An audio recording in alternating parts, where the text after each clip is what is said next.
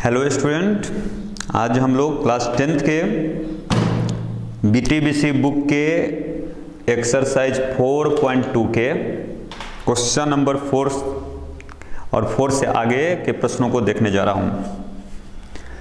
तो question number 4 जैसा कि कहा जा रहा है कि 3 वर्ष पूर्व रहमान की आयु का व्युत्क्रम अब से 5 वर्ष पश्चात आयु के व्युत्क्रम का योगफल 1/3 है, तो उसकी वर्तमान आयु ज्ञात करनी है।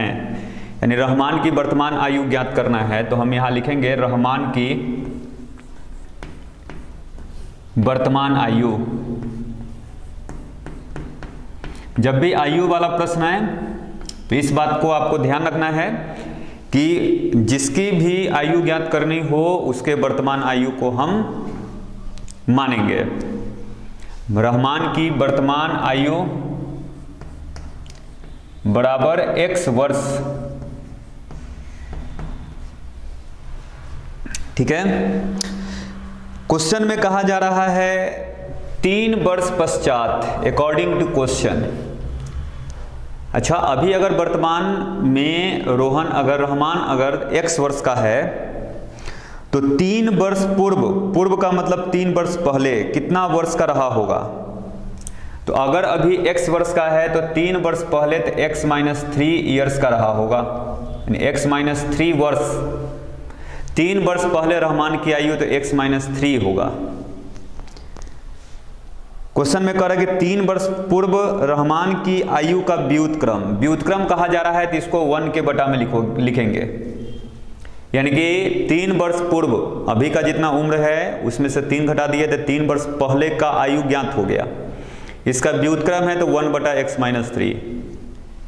3 वर्ष पूर्व के आयु का व्युत्क्रम अब से 5 वर्ष पश्चात आयु के व्युत्क्रम का योगफल।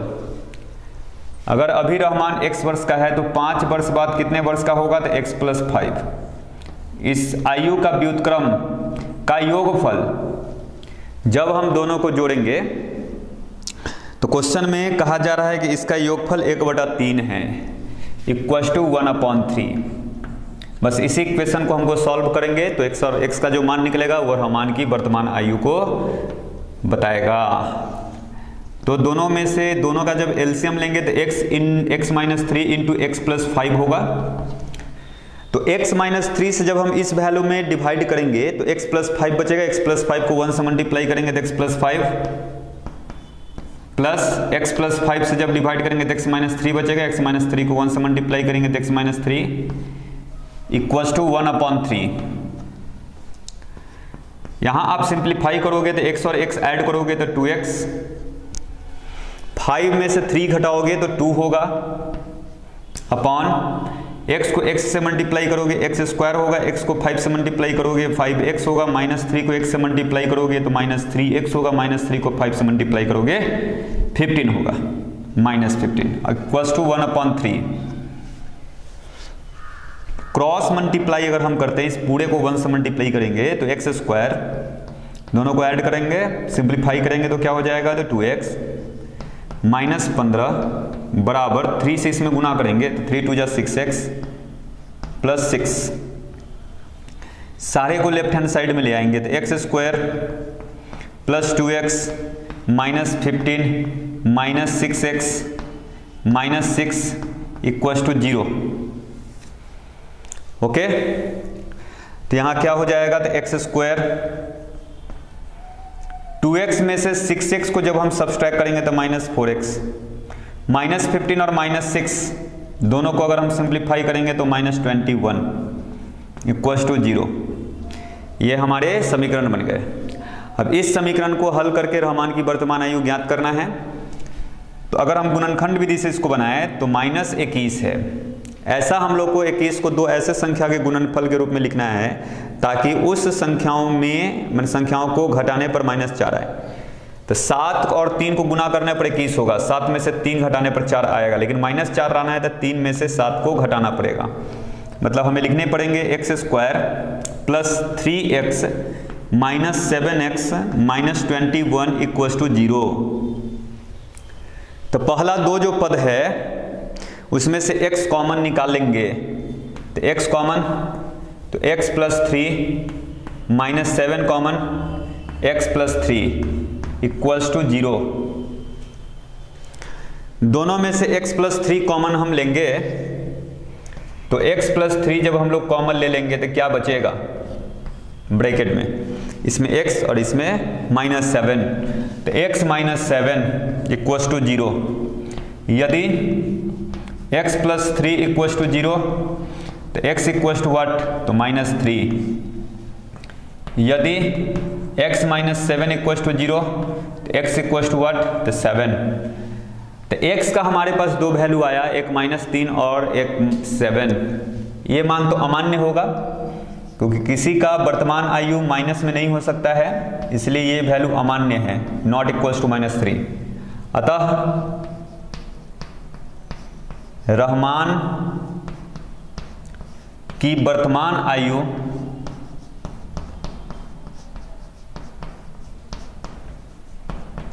कितना होगा, तो x वर्ष यानी 7 वर्ष, यानी रहमान वर्तमान में अभी 7 वर्ष का रहा होगा, माने 7 वर्ष का है, रहा होगा, क्या है।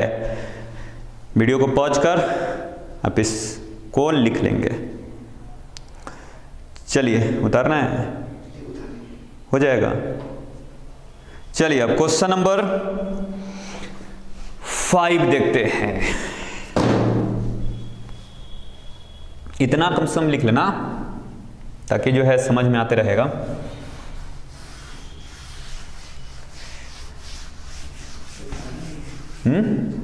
वाह, very good.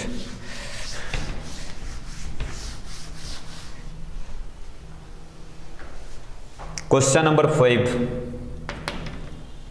Mobile. Question number 5 कह रहा है कि एक क्लास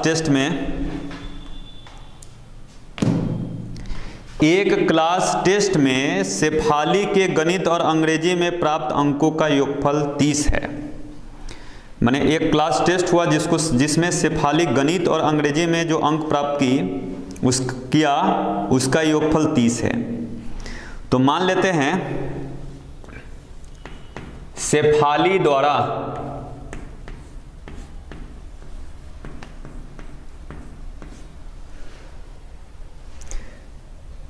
गणित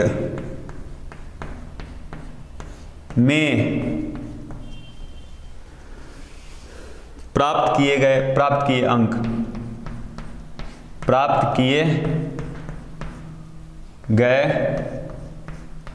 अंक को हम लोग x मान लेते हैं। हेलो,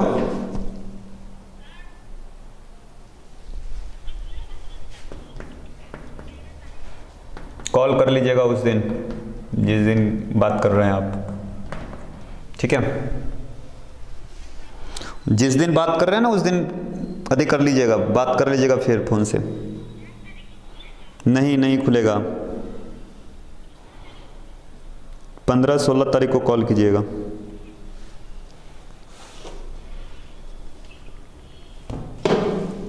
तो शेफाली द्वारा हमने माना कि गणित में प्राप्त किए गए अंक बराबर x।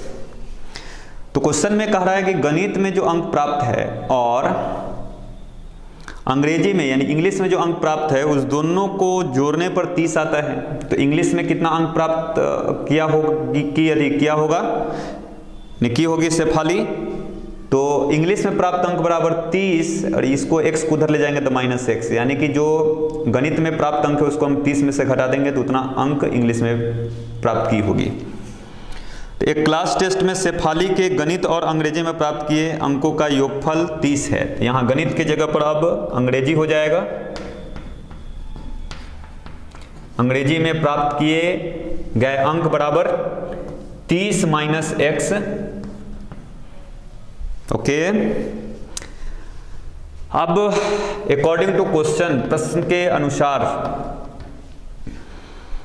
क्या कहा जा रहा है कि यदि उसको गणित में 2 अंक अधिक मिले होते, गणित में जितना अंक है उसमें से अगर 2 अंक अधिक मिला होता, यानी x अंक नहीं x + 2 अंक अगर मिला होता, 2 अंक अधिक कहने का माने x + 2 अंक, अंग्रेजी में 3 अंक कम मिले होते, इसमें से 3 को अगर घटाओगे तो 27 माइनस x होगा।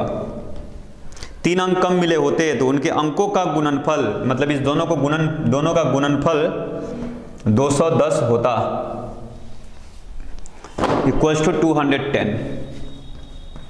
x को माइनस एक्स से मल्टीप्लाई करोगे माइनस एक्स स्क्वायर, x को 27 से मल्टीप्लाई करोगे 27x, x को 27 से मल्टीप्लाई करेंगे 27x, x को माइनस एक्स से मल्टीप्लाई करेंगे माइनस एक्स स्क्वायर, प्लस 2 को 27 से मल्टीप्लाई करोगे 54, प्लस 2 को माइनस एक्स से मल्टीप्लाई करोगे minus 2x, minus 210 equals to 0। अब क्या करेंगे तो minus x square minus 2x और plus 27x equals to 25x। 54 210 में से 4 को अगर 210 में से 54 को सब्सट्रैक्ट करेंगे तो 6 5 1 156 माइनस में होगा, माइनस 156 इक्वल्स टू 0। सारे टर्म में से माइनस 1 अगर हम कॉमन निकालेंगे तो x square minus 2 25x plus 156 equals to 0।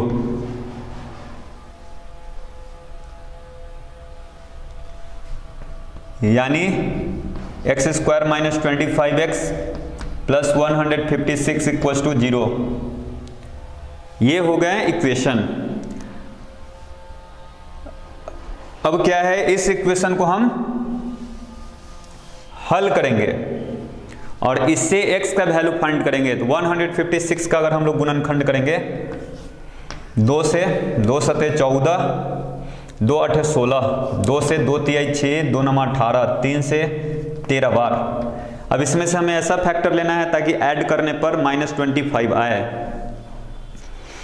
तो 13 तो ठीक है, 3 दूना 6 दूना 12, 12 और 13 को ऐड करोगे तो 25 आ जाएगा। तो हम इसको लिख सकते हैं x square minus 12x minus 13x plus 156 equals to 0।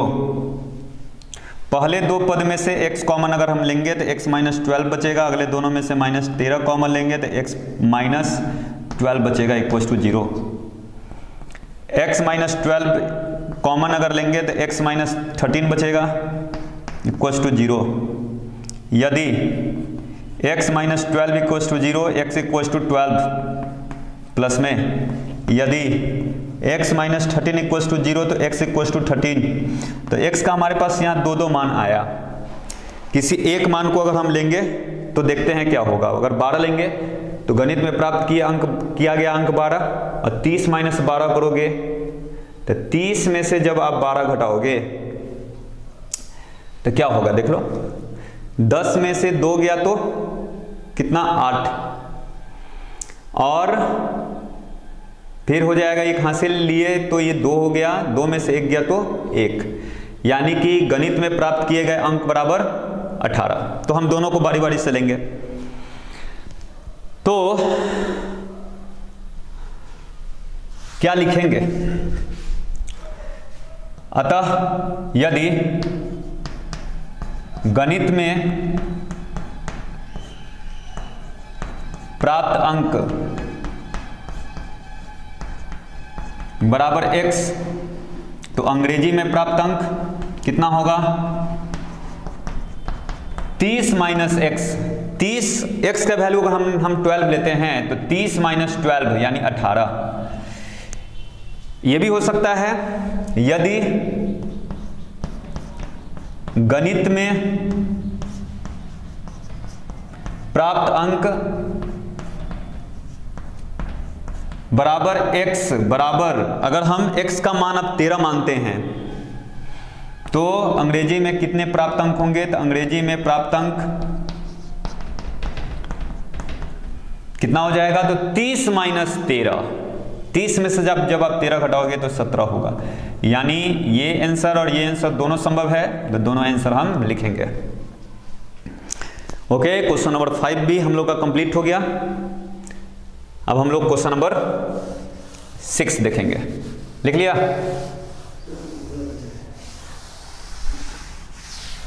चलिए क्वेश्चन नंबर 6 हम लोग देखेंगे। अब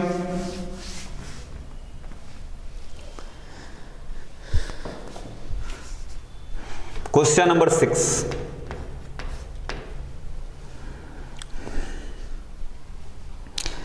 क्वेश्चन नंबर 6 में कहा जा रहा है कि एक आयताकार खेत है जिसका विकर्ण उसकी छोटी भुजा से 60 मीटर अधिक लंबा है।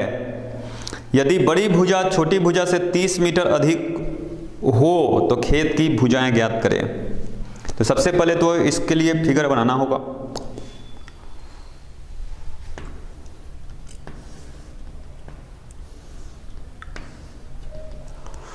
एक आयताकार खेत है,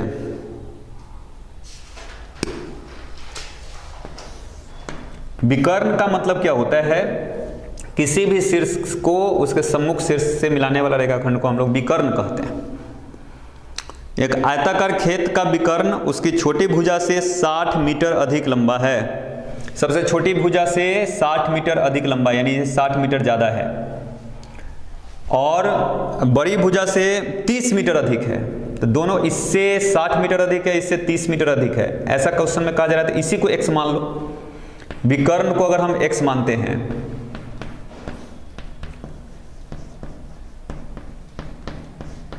ये छोटी भुजा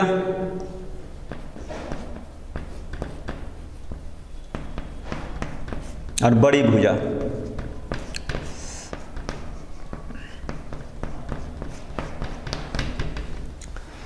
तो समझिएगा। क्वेश्चन में करें कि एक आयताकार खेत का विकर्ण उसकी छोटी भुजा से 60 मीटर अधिक लंबा है। छोटी भुजा से ये 60 मीटर अधिक है, यानी छोटा भुजा छोटी भुजा जितना होगा उससे 60 मीटर अधिक लंबा है, यानी ये 60 मीटर अधिक लंबा है। तो विकर्ण को अगर हमने x माना है तो हम छोटी भुजा क्या हो जाएगा? विकर्ण 60 मीटर अधिक लंबा है, इसका मतलब ये 60 मीटर कम लंबा है। तो अगर हम विकर्ण के लेंथ में से अगर हम 60 घटा दें तो छोटी भुजा की लंबाई निकल जाएगा। यहां थोड़ा समझिए, क्वेश्चन में कह रहा है कि छोटी भुजा विकर्ण से 60 मीटर, छोटी भुजा नहीं, माने छोटी भुजा से विकर्ण 60 मीटर अधिक लंबा है, यानी ये 60 मीटर ज्यादा, माने ये 60 मीटर लंबा है, 60 मीटर लंबा, छोटी भुजा से 60 मीटर लंबा है। तो हम अगर 60 मीटर इसमें से घटा, माने अगर इसमें से हम 60 मीटर घटा देते इसका लेंथ निकल जाएगा। ये 60 मीटर ज्यादा है तो ये 60 मीटर कम है, ये 60 मीटर ज्यादा है, अर्थात ये वाला भुजा 60 मीटर इससे कम लंबा होगा। तो हमने विकर्ण को x माना तो छोटी भुजा x माइनस 60 होगा। अब जो बड़ी भुजा से ये 30 मीटर अधिक है, यानी ये 30 मीटर अधिक है, यानी कि बड़ी भुजा 30 मीटर कम होगा, यानी x माइनस 30 मीटर। अब जैसा कि आयताकार भूखंड है तो ये जो है ये एक समकोण त्रिभुज को रिप्रेजेंट करता है। तो समकोण त्रिभुज में हम लोग पाइथागोरस थ्योरम अप्लाई करेंगे, जैसा कि हम लोगों ने ज्योमेट्री के वीडियो में पाइथागोरस प्रमेय को समझा था। तो पाइथागोरस प्रमेय में क्या होता है कि लंब का स्क्वायर, लंब इसको मान लो तो x माइनस 30 का स्क्वायर जोड़ आधार का स्क्वायर, आधार इसको अगर मान ले किसके बराबर होगा? तो ये बराबर होगा आपको हाइपोटेनस यानी कर्ण, विकर्ण के स्क्वायर के, यानी x के स्क्वायर के। अब इसी को हमको सॉल्व करने हैं। जब आप x a माइनस बी के होल स्क्वायर पर इसको ब्रेक करोगे तो x स्क्वायर होगा। b का वैल्यू माइनस 30 है, माइनस 30 का मैंने b का वैल्यू 30 है, 30 का स्क्वायर करोगे तो 900 होगा। 2ab करोगे तो 2 into x into 30, 2 into x into 30, 2ab के फॉर्म में हमने लिख लिया। अब इसको हम लोग को a माइनस बी के होल स्क्वायर पर तोड़ना है, तो x square plus b square 60 का स्क्वायर 3600 माइनस 2ab तो 2 into x into 60 equals to x square. X square से एक्स स्क्वायर का कैंसिल, उधर 0 बचा, तो यहां पर क्या बचा? एक्स स्क्वायर 30 दूना 60, यहां पर 900 है, 3600 है, 3600 और 900 को जोड़ोगे तो 4500 माइनस 60x, उसके बाद यहां पर 60 दूना 120, 6 दूना 12, 120x बराबर 0। इसको हम लोग द्विघात समीकरण के फॉर्म में अरेंज कर लेंगे, स्टैंडर्ड फॉर्म में। तो यहां हो जाएगा 180x प्लस 14500 बराबर 0। ये द्विघात समीकरण हमारे ज्ञात हो गया। अब इस द्विघात समीकरण को हल करके x का पहले मान हमें ज्ञात करने होंगे। तो क्या है कि 4500 को हम लिख सकते हैं 150 गुने अगर 30 लिखेंगे तो क्या होगा, 15 तिहाई 45 पर 2 को 0 होगा और 150 और 30 को जोड़ेंगे तो 180 भी आ जाएगा। तो हम लोग इसको लिखेंगे x square minus 150x minus 30x plus 4500 बराबर 0। पहले दो पद में से हम x कॉमन लेंगे तो x माइनस 150 बचेगा, अगले में से माइनस 30 अगर हम कॉमन लेंगे तो x माइनस 150 ही बचेगा। ओके, तो अगले दो पद में से x माइनस 150 अगर हम कॉमन लेंगे तो क्या बचेगा, x माइनस 30 इक्वल्स टू 0। तो जैसा कि दोनों को बारी बारी से हम 0 के बराबर करेंगे, तो यदि x minus 150 equals to 0 then x equals to 150 and यदि x minus 30 equals to 0 then x equals to 30। ये x का हमारे पास दो वैल्यू आ गए। देखते हैं कौन वैल्यू अमान्य होगा। अगर हम x का वैल्यू 30 सोचे, अगर हम यहाँ 30 अगर डालें 30 में से 30 घटेगा तो 0 हो जाएगा, जो कि ये लंबाई 0 को बता रहा है तो गलत होगा, यानी कि 30 अमान्य होगा। ऐसे भी अगर 30 हम लोग सोचे x का मान तो 30 है, अगर सोचे तो इससे ये 30 से ये 30 कम है या 30 ये कम है तो 30 कम करोगे तो 0 हो जाएगा। तो 0 आयताकार जो भूखंड है उसके लंबाई या चौड़ाई या विकर्ण में से कोई 0 नहीं हो सकता है। तो ये हमारे अमान्य मान हैं, इसको नहीं लेंगे, अमान्य, ये मान संभव नहीं है इस क्वेश्चन के अनुसार। तो x का वैल्यू 150 अर्थात विकर्ण बराबर कितना हो गया, तो 150 मीटर। छोटी भुजा कितना हो गया, तो x माइनस 60, x का वैल्यू 150 माइनस 60 मीटर, यानी कि जब इसको घटाओगे कितना हो जाएगा, तो 90 मीटर। अब बड़ी भुजा क्या हो गया, x माइनस 30 का मतलब 150 माइनस 30 यानी 120 मीटर। ये हमारे क्वेश्चन नंबर 6 के आंसर हो गया। तो अब हम लोग नेक्स्ट क्वेश्चन, आई होप कि आप लोग इस सारे प्रश्न को समझे होंगे। आप इस सभी प्रश्न को बार बार बनाएंगे, ये नहीं कि एक बार सिर्फ लिख लिए तो वो नहीं, उससे काम नहीं चलेगा। आप इसको 2 बार 4 बार बनाओगे, क्योंकि मैथ्स प्रैक्टिस के चीज होते हैं। जितने आप प्रैक्टिस करोगे उतना अच्छा आपका मैथ होगा, इसलिए इसको बार बार आप बनाओगे तो आपके मैथ सही होंगे। अब हम लोग क्वेश्चन नंबर 7 देखते हैं। दो संख्याओं के वर्गों का अंतर 180 है। दो संख्या है, उसके वर्गों का अंतर 180 दिया है। छोटी संख्या का वर्ग बड़ी संख्या का 8 गुनी है, तो दोनों संख्याएं ज्ञात करें। अब यहीं से हमको बनाना है क्वेश्चन। छोटी संख्या का वर्ग बड़ी संख्या का 8 गुना है, बड़ी संख्या का 8 गुना है, तो बड़ी संख्या को हम x मान लेते हैं। बड़ी संख्या बराबर x माना। तो छोटी संख्या के बारे में क्या कहा जा रहा है उसको समझ रहे हैं।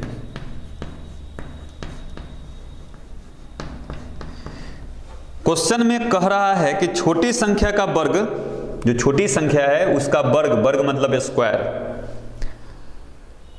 बड़ी संख्या का 8 गुना है।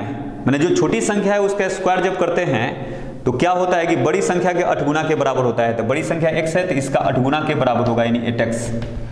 यहां से अगर हम छोटी संख्या निकालेंगे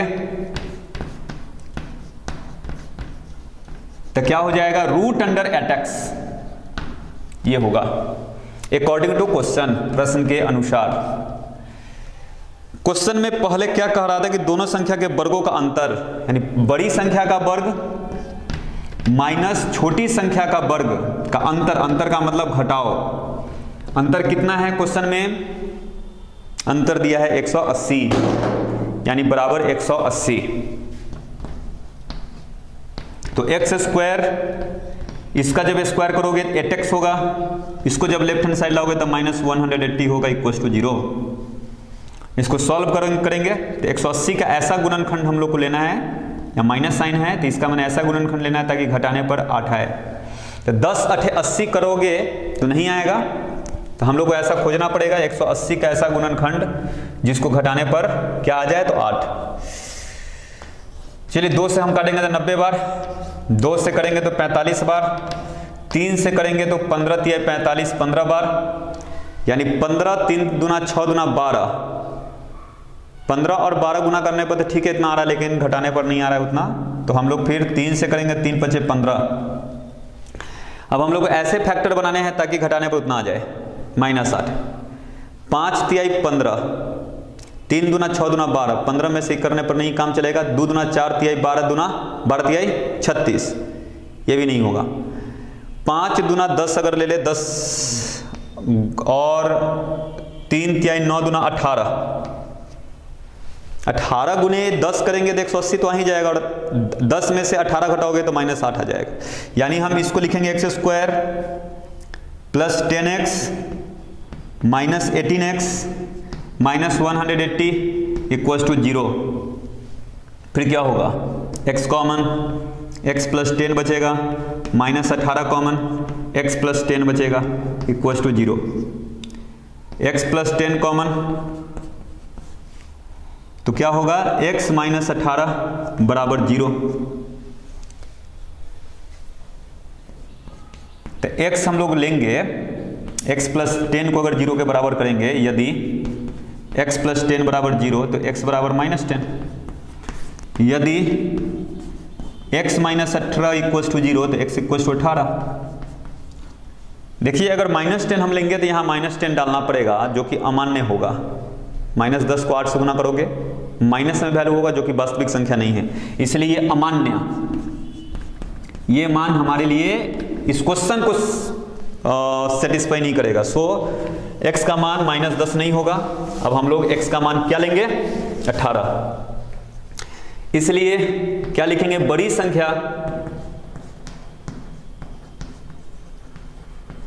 बराबर 18। ओके, तो छोटी संख्या क्या होगा, √8 गुने 18। 18 है कितना, 18 है, पता ही नहीं है। आप इसको सॉल्व कर लोगे, या तो सिंपल हम यहां भी कर सकते हैं, 4 गुने 2, 18 को 9 गुने 2 लिख सकते हैं। 4 का रूट बाहर निकालेंगे तो 2 होगा, 2 को 2 है, 2 गुने 2 यानी 4, 4 का रूट फिर 2 होगा, 9 का रूट 3 होगा, 3 दूना 6 दूना 12, यानी कि 18 को 8 से गुना करने पर 44 आता, 144। ये हमारे आंसर हो गया, ये भी हमारा आंसर हो गया। क्वेश्चन नंबर 7 तक ही आज रहने दिया जाएगा। अब नेक्स्ट वीडियो में 8 से लेकर 11 तक यानी ये एक्सरसाइज को हम लोग खत्म करेंगे। ओके, आज का वीडियो यहीं समाप्त होता है। Tata bye bye.